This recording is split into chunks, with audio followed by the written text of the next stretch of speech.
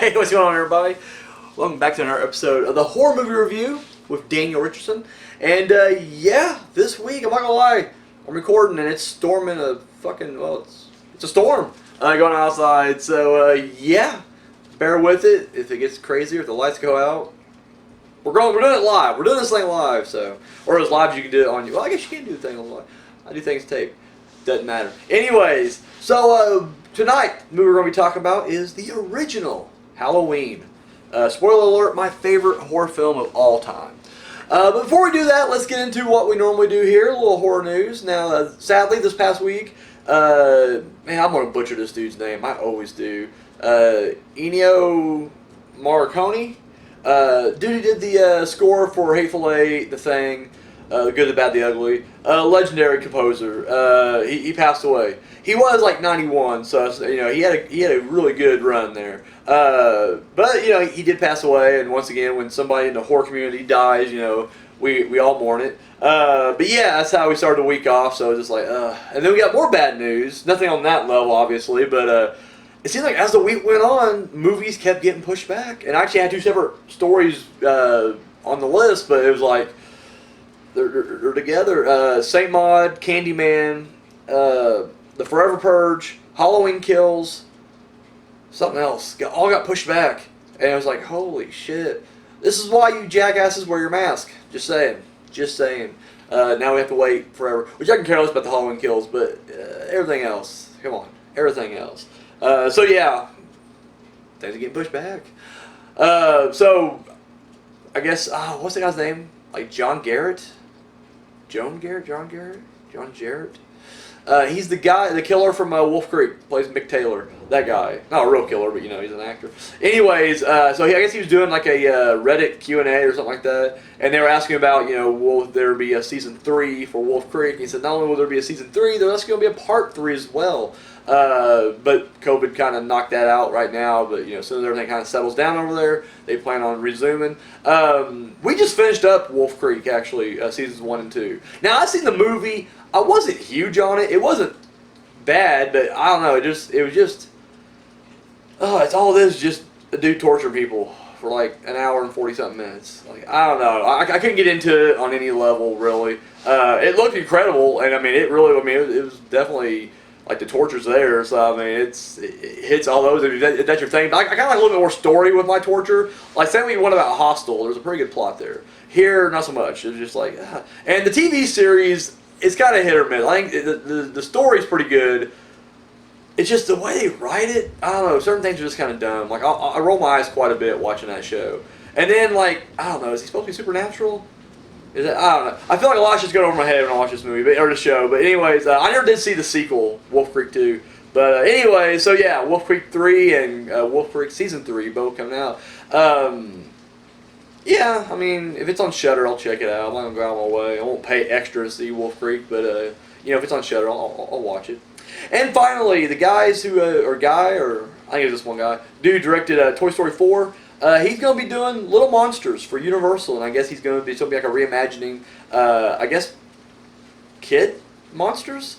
Yeah. When I heard Little Monsters, the first thing I thought about was the old Fred Savage, Howie Mandel movie from the day. But no, apparently it's going to be kind of like Hotel Transylvania, I guess, but just, you know, more, they're reorienting people with the Universal Monsters, and I'm down for that. Dark Universe fell through pretty fucking hard, so if this is what we gotta do, I'll take it. So yeah, that's kind of the news. Like I said, kind of a light week, but you know, when you're quarantined from the rest of the world, ain't a whole lot going on. So let's move on now to our review. I am of course talking about Halloween, back in 1978. Okay, so the basic plot of this is a young kid kills his sister and then gets sent away for like 15 years. He escapes and comes back home to kill some more. That's pretty much Halloween in a nutshell. Now, I'm really just joking, just trying to make that as light as possible. This movie's brilliant. And honestly, I'm not going to go through here, and I mean, it's going to be a really short episode. I'm not going to go through this and break down scene by scene and analyze. There's nothing I can say that hasn't been said a trillion fucking times. I do want to bring up one thing, though.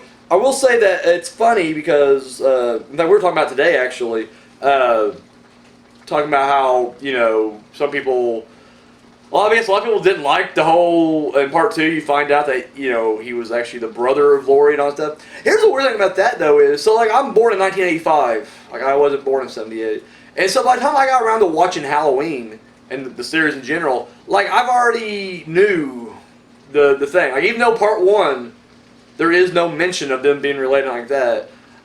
When I watched part 1, I was already told, like, oh yeah, that's her brother, that's his sister he's stalking. And so, like, I've always had that kind of ingrained, which is probably why I just didn't care for the new one. Like, I'm sorry, like, the Halloween, which I still hate the fucking title. Fucking call it something else. Just call it Halloween 2018. I don't give a fuck. But anyways, I like the idea of it, because once again, it's just like, I don't know. It doesn't make it much more evil. It's like to me, it's more evil to stalk and kill your family. I mean, all right, like that to me seems way darker than just go around. He don't kill randomly. He passed the baby up, so go suck a dick. He didn't do anything.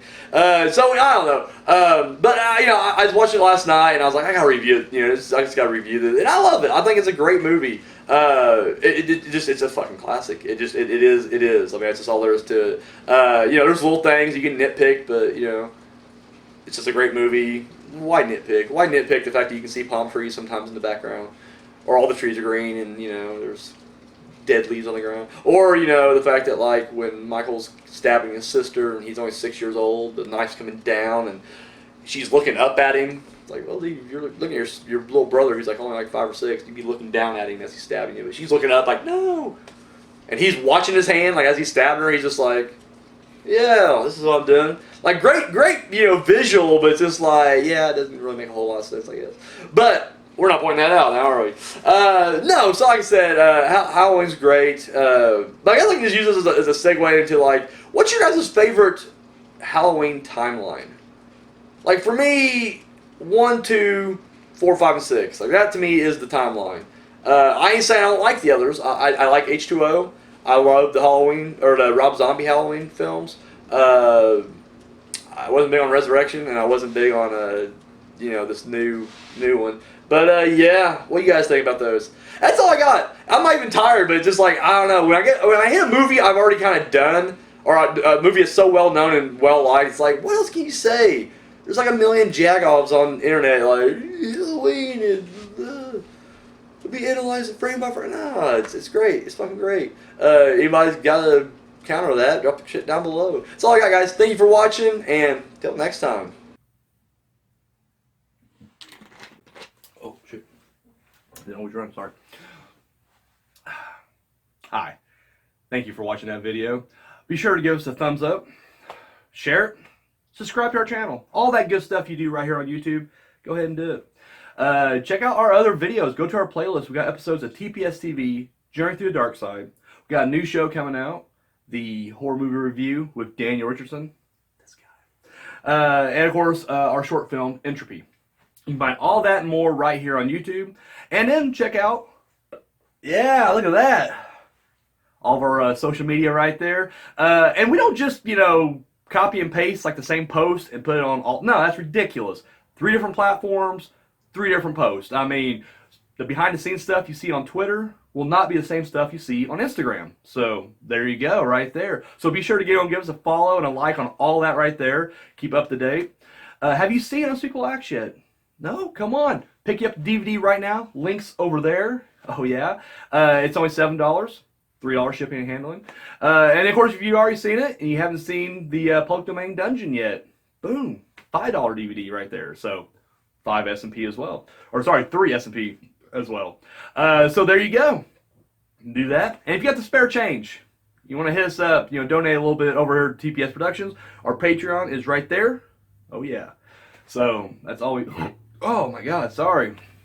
I'm getting fired, ain't I? Guys, that's all we got. Thank you for watching.